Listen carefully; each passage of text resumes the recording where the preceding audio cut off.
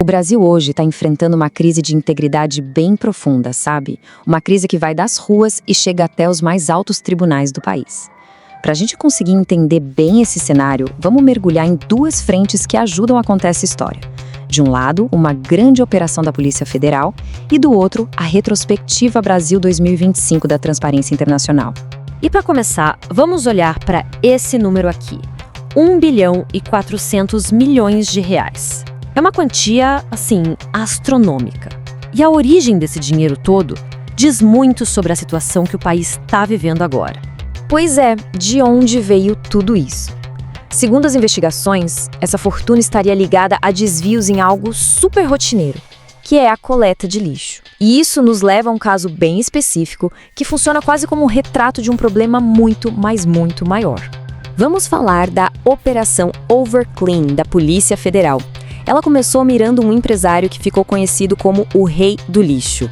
E o que ela acabou descobrindo foi um esquema gigantesco que se espalhava pelo país inteiro. Bom, segundo a Polícia Federal, o esquema era liderado pelo empresário José Marcos de Moura. A acusação é que ele usava contratos de limpeza urbana só de fachada, para, na verdade, fraudar contratos públicos e superfaturar obras. E o interessante é que muitas dessas obras eram financiadas com dinheiro de emendas parlamentares, passando pelo DENOX, que é o Departamento Nacional de Obras contra as Secas. O DENOX acabou virando o epicentro de tudo isso. Mas olha, esse caso do Rei do Lixo, por mais chocante que pareça, é só a pontinha do iceberg. O que ele faz é revelar os mecanismos que permitem que o dinheiro público seja desviado em uma escala imensa. E para entender a dimensão real do problema, a gente vai usar o relatório da Transparência Internacional Brasil como um guia. Essa citação do relatório é forte. Ela basicamente define o tema central da nossa análise. O que eles apontam é que em 2025 ficou escancarada a cooptação do Estado pelo crime organizado. A infiltração nas instituições teria chegado a um nível nunca antes visto. Tá, mas como é que essa infiltração acontece na prática? O relatório foca em dois setores que seriam críticos: o sistema financeiro, por onde o dinheiro é lavado, e o sistema de justiça, que em tese deveria ser a linha de frente no combate a isso. E é aqui que a análise entra no seu território mais explosivo. O relatório começa a detalhar uma série de alegações que envolvem ninguém menos que o mais alto tribunal do país, colocando em xeque a integridade do próprio sistema de justiça. Antes de entrar nos detalhes, vamos para outro número impressionante: mais de 50 bilhões de reais. Esse é o tamanho estimado do rombo no caso do Banco Master, que o relatório descreve como a maior fraude bancária da história do Brasil. E aqui está o ponto central. O relatório da Transparência Internacional alega que as investigações sobre essa fraude bilionária acabaram expondo conflitos de interesse gravíssimos envolvendo membros da mais alta corte do país. O relatório detalha alegações bem sérias. Ele aponta, por exemplo, que o ministro Alexandre de Moraes teria aberto investigações contra o COAF e a Receita Federal, justamente os órgãos que descobriram o esquema, ao mesmo tempo em que o escritório de advocacia da esposa dele assinava um contrato milionário com o banco investigado. Já sobre o ministro Dias Toffoli, o que se alega é que ele tomou o controle do caso, impôs um sigilo extremo e teria interferido diretamente na investigação policial. Fora isso, o relatório ainda aponta supostos laços financeiros dele com o resort ligado a partes interessadas em casos que ele mesmo julgava. É fundamental frisar que tudo isso são as alegações que constam no relatório da Transparência Internacional, ok?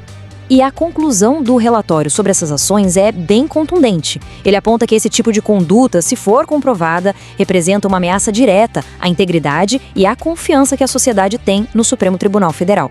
Mas afinal, como é que esquemas dessa magnitude se tornam possíveis? Para a gente entender, precisamos olhar para os mecanismos políticos que, segundo o relatório, acabam alimentando todo esse sistema. Lembra que o caso do Rei do Lixo era financiado, em parte, por emendas parlamentares? Pois é, em 2025, o valor pago nessas emendas bateu um recorde, 31,5 bilhões de reais. Esse mecanismo de financiamento se tornou absolutamente central na política brasileira. Basicamente, as emendas parlamentares são uma ferramenta para que os congressistas direcionem dinheiro público para suas bases eleitorais. O problema segundo o relatório, é que esse mecanismo teria sido cooptado por blocos políticos como o Centrão para controlar o orçamento do país, muitas vezes de forma pouco transparente, numa dinâmica bem parecida com a do antigo orçamento secreto. Depois de um quadro tão sombrio, é importante dizer que nem tudo foi notícia ruim. O relatório também mostra alguns avanços e aponta um possível caminho para uma reforma. O ano foi uma verdadeira gangorra. De um lado, a gente viu problemas gravíssimos escalando, como a fraude bancária e a captura do orçamento. Mas do outro lado, também vimos sinais de reação, novas estratégias de inteligência contra o crime, a derrota de propostas que iam proteger políticos e até alguns avanços na transparência. Isso mostra que, apesar da crise, a sociedade e parte das instituições ainda estão lutando por integridade. Então, o que fazer diante de tudo isso? A principal recomendação do relatório da Transparência Internacional é bem direta. A reconstrução da confiança pública precisa necessariamente começar pelo topo do sistema. E isso tudo nos deixa com uma pergunta final para reflexão. O relatório sugere, como um passo concreto, a criação de um código de ética para o STF. Mas, diante da profundidade da crise que foi apontada, fica a questão no ar. Será que um código de conduta por si só é o bastante para reconstruir a confiança no mais alto tribunal do país? A resposta para essa pergunta, provavelmente, vai definir os próximos capítulos dessa história.